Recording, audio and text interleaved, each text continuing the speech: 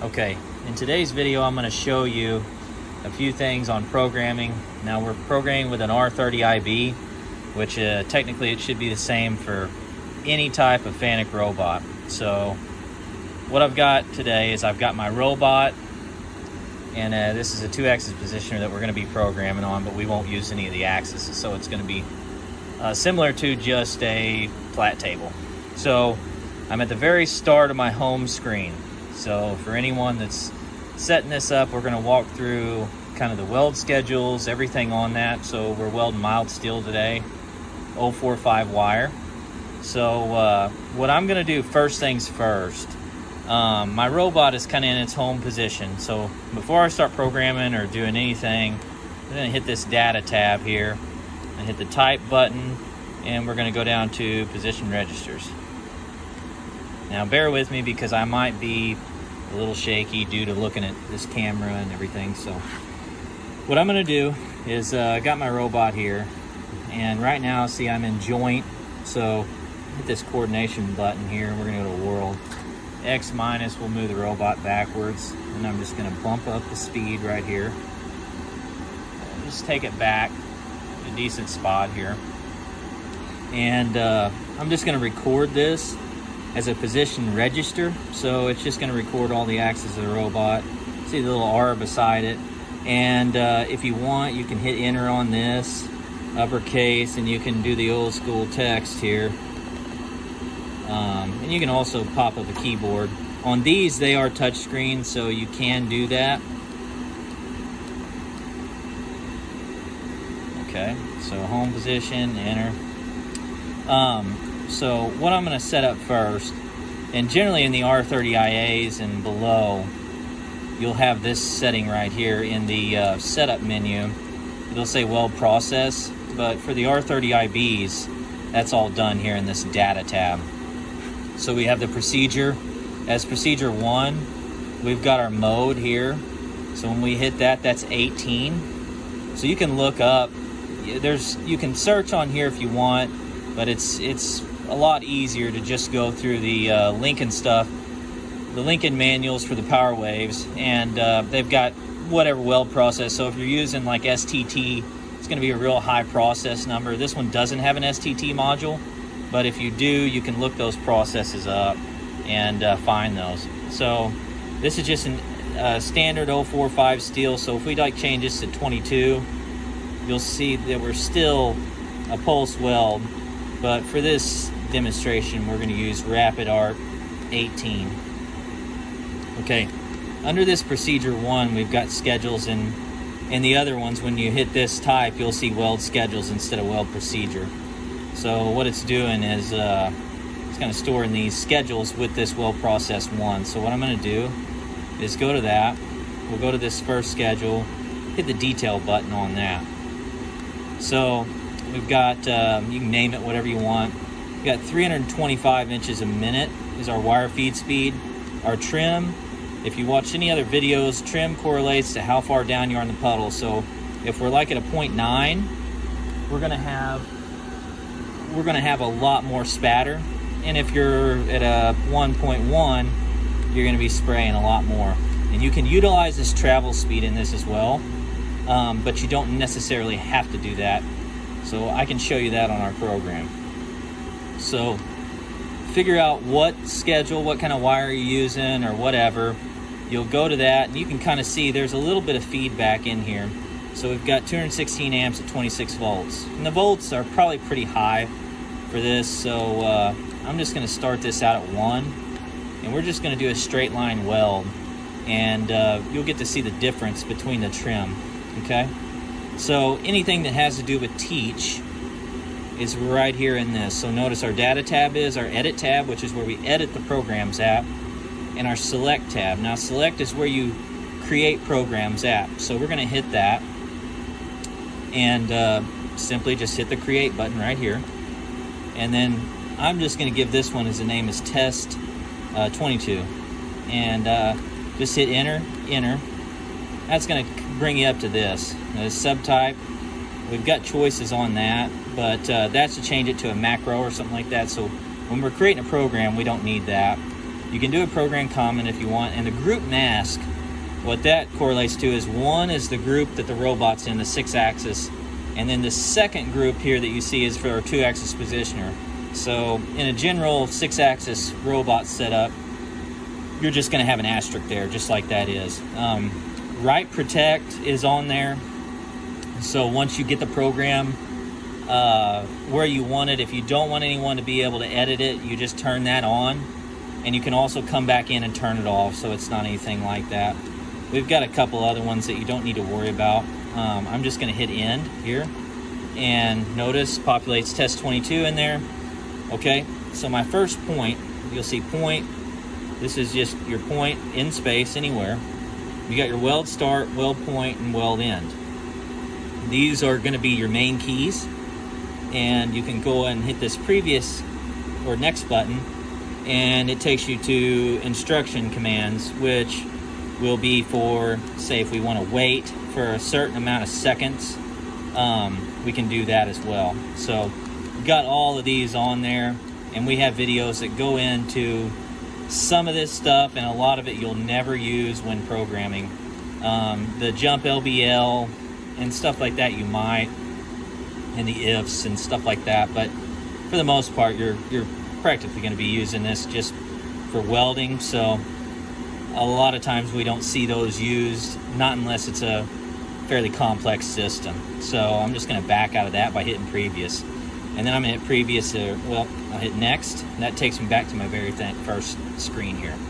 So what I want to do is I'm going to start this robot up, and I'm going to move it over here.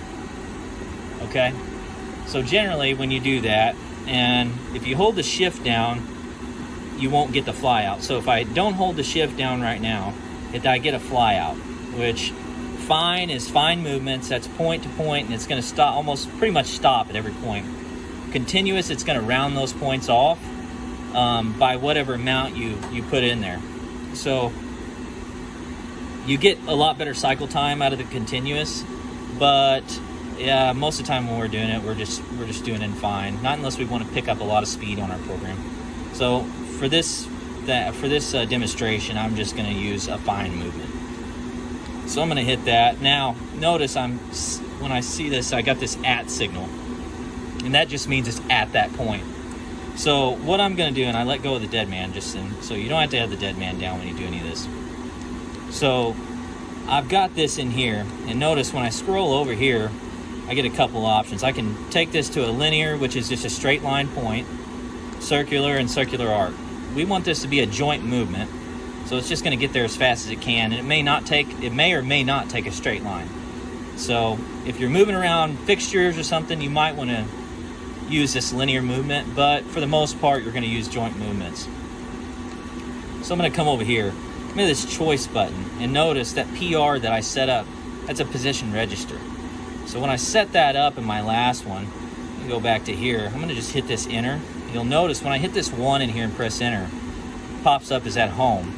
So that's a global thing. So you can use that in every one of your programs. So I'm going to scroll back up, hold the shift down, the forwards and backwards is going to take me, and notice my robot now is moving back to the home position. So now we're back at home. So you always have to have the dead man and the shift held down to move any of these axes here. So remember, this thing moves like a CNC machine. So we're X plus, and I'm going to come down, Z minus. And let's just say, come out a little bit, go over, and I want to roll my head just a little bit that way. That'll give me a little torch angle there. So remember to always click down to the end when you're adding a new point in, or you're going to overwrite the previous point. So now, since I don't want that fly out to come up, I'm just going to hit point.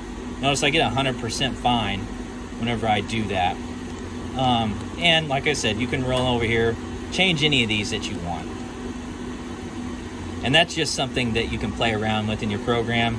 If you don't want a lot of wear and tear on your robot or whatever, and you don't need the cycle time, you can always take that down to 50% or even less than that. You'll find out that these newer robots move very, very fast.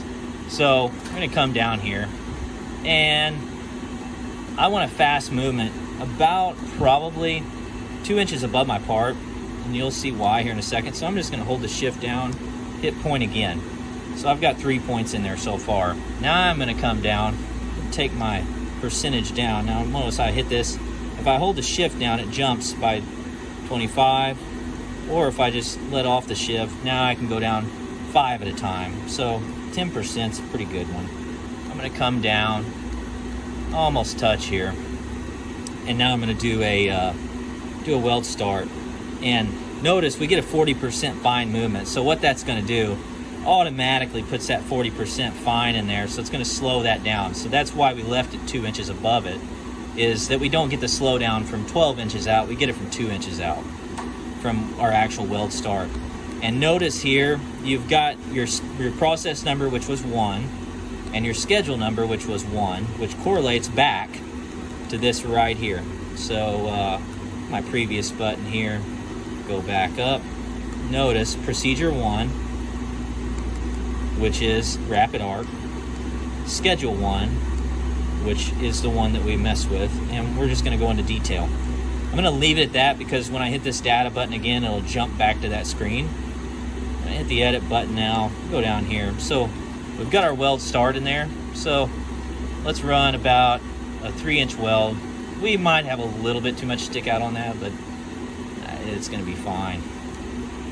So I'm going to hit weld in right here. So we get weld linear speed, and that correlates back to this number right here, 22 inches a minute. Now, if we don't want to use that, go back to the edit.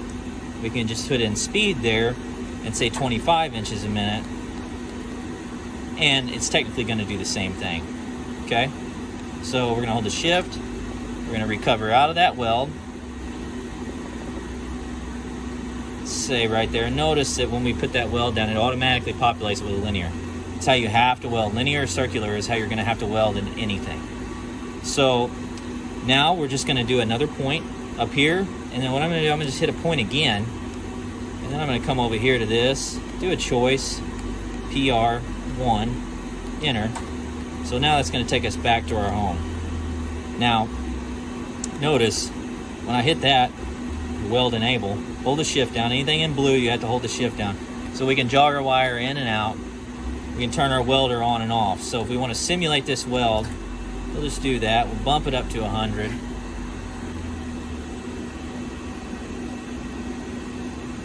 Now it's going to simulate the exact speed of it, and that's how fast you're going to weld right there. Now, I'm pretty impatient, so let's just bump that up to 30. And then all we got to do is scroll back to this, hit that. It's going to prompt you, say it's moving. So we're going to do that. It'll move back fast. Now it's going to move as we adjusted our speed just a little bit there. Okay. So I like it. It looks good. But what I want to do now is I want to add a weave to it. And our weave is the same thing as a weld schedule. So it falls under that same category. So you have several different weave schedules on here, just like your welds. So I'm going to go data. I'm going to go to type. And we're going to go all the way down here to this weave schedule. Now notice, we already did some on this.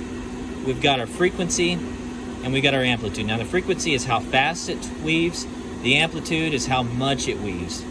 Okay, and then we've got right and left dwell times. Usually those are populated at 0.1 of a second. You'll really never see that. You can turn it down to 0 if you want, or if you want to go heavy on one side and light on the other, you can stack this with a half second and 0.1. So our frequency, I'm going to just run into the detail tab on this, and it's going to have a lot of stuff in here that you can play around with, but just right out of the box, all you're going to have to worry about is your frequency. So I'm going to take it to a 3, and I'm going to do a 3 millimeter weave. Okay, now I'm going to go back to my edit. Now, I want to weave up here. So I want to start, after I start my weld, I want to weave before I do any movement. So I'm just going to go edit command, this insert button, and you can either put 1 or just hit enter, and it's going to insert a line there. Now, I'm going to hit the instruction tab. I'm I'm going to run over here to the weave. I'm just going to go a weave sign 1, which is the one that we just set up, schedule 1. And then we're going to come down here, do the same thing. We're going to insert another line in here. And I'm just going to do an instruction weave and a weave end. So we're going to start the weave, and then after the weld stops, we're going to end the weave. So let's go back here. Notice everything is still off right now. So now you can see how that's going to weave. Now let me go to the data tab here and turn my frequency down to 1. And now I'll show you the difference of what we get when we do a 1 versus a 3. So I'm going to hit my edit again, scroll back up, shift forward. No, I want to move, yes. And move back. Now you see how much that weave slowed down. So we know that's not probably going to be good for this. So let's go back to that data. You don't have to hit the detail to change any of this. So I'm just going to hit 3 in there again. Let's see if it changes it. No, it doesn't change it. Didn't know if it would do that or not. But when we go back to here, now we're going to change. That looks like a pretty decent weave. The frequency might be just a little bit, so I'm going to change that, the amplitude to 2 to get a tighter stack on that. So we're going to go back up, forward, yes. All right. So now I feel like we're ready to weld. So I'm going to go to the movement before, enter, yes. Now remember, if you want to do a step, so what this step button does, and notice how that changes up there when I hit that, that's just going to step 1 line at a time, and you'll have to push forward, which is good for some instances, but for other ones it's not. And anytime you want to stop, just let off the shift button. So when you're testing out welds, though, you do not want it in step. But step is sometimes good for programs that you don't know. So I'm going to enable my weld. What I'm going to do is I'm going to test the gas too. We got a little gas button down here, and you can hear that gas. Make sure that our gas is on. We might have to have our camera guy here go turn it on for us real quick. So that's always a good thing, is to check your gas. Now he turned it on, so oh yeah, now we're getting a decent flow. And that's just a test. So you hit it once, turns it on, hit it again, turns it off. Simple enough, you hold the shift down. So let's see what this thing does when we weld it now.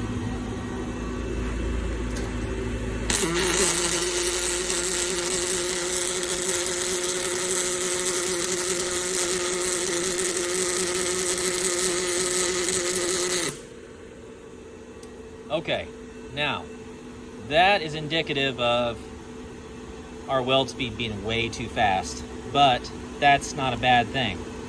So I'm just going to come over here. I'm going to bump this down to 20. Then I'm going to come over here to this first movement here. I'm going to turn my weld off.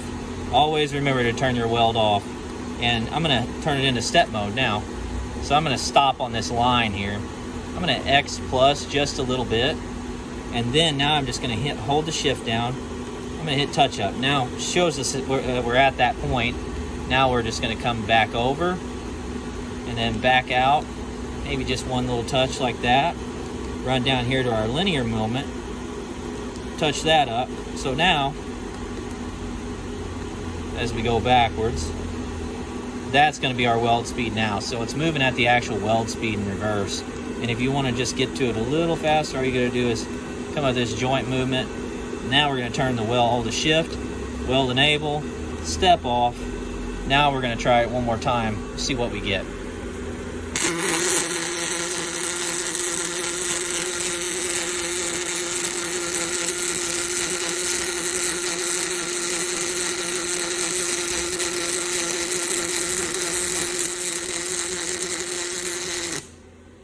All right, so that's a lot better looking weld there. And that was 20 inches a minute. So once again, going to turn my weld off. I am going to go back up to technically my weld start here. I am going to move that thing back to here. I'm going to touch this up. Then I'm going to come back this way. Do another weld here. So I'm going to just touch that point up there. As long as you put your entries and exits far enough above, it's not going to matter in situations like this. Let me go back to my data tab now. I'm going to type my weld procedure. I'm back to here. Now notice we've got a little bit of, you can hear a little bit of spatter. Now that is not bad for what we're doing, but I'm going to show you 1.1. And some material can hold this and some can't. Now keep in mind on that.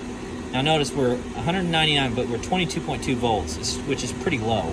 It's going to produce a lot of spatter. Usually you want to see it around the 24 mark. I'm going to go back to my edit. Come back up to my very first point. I am going to turn my weld on. Now you're going to see what we do since we changed that trim. I believe it was a 1, or I think it was 1, to 1.1, and notice the weld on this.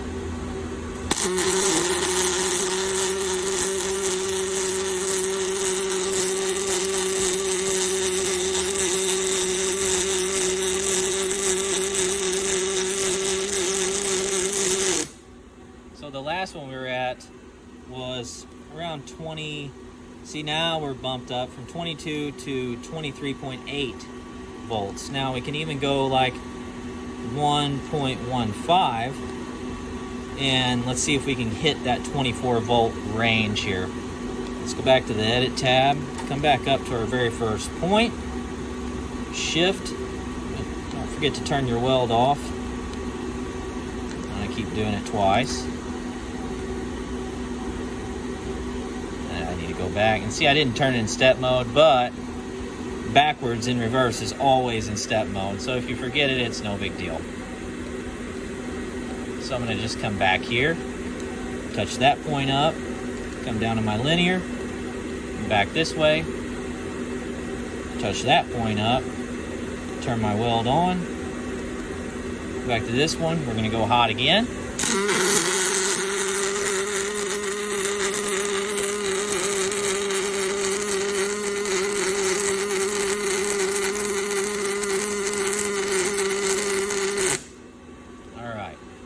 So now we're getting where our spatter is really coming close. We got a tad bit of undercut. We could slow the speed down just a little bit. Now I go back into that data tab and see now we're at 24.7. That's about where we like to see it. Now, when you do take your amperage up, generally you need to take your trim. You just play around with it, but most of the time what we see is that your trim needs to come up with your voltage and so on and so forth. So the lower you go, the less on your trim that you'll need to be. So say if you're at 100 inches a minute, you might want to be at a 0.9. I mean, those are real vague starting points, but you know, for this. But that's kind of where we're at. And run back in here. Now if we want to take this weave sign off, if you decide you don't want it, you just hit the next button here, go to your edit command, you can delete. Now you can delete all these. Notice how it block deletes. Or if we want to just delete that one line, we hit yes, come down here, delete that one, and yes. Now we're just going to have a weld that's going to be a straight line. So we'll just touch that one up too. Turn the weld off. Go back to this point, yes. Now I'm back on that. Now I'm going to just bump it forward just a little bit. Touch that up. Come to this one. Come that way. And touch that line up. And then and also too, if you hold the shift and press the up button, it jumps by 10 at a time. But on this, so now I'm going to turn the weld on. We're going to go hot again. You'll notice with that weave, anytime you introduce a weave into it, you have to slow it down versus a straight line. So I didn't change my speed, but my weld will definitely change on this. So we're going hot again.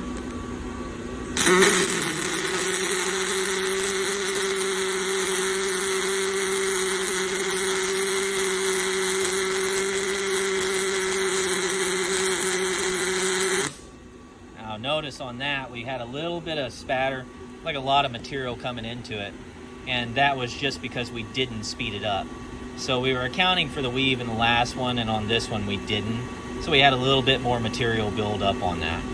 But that's a good starting video on just the basics on how to start a weld, create a program, and hopefully this will get you up and running.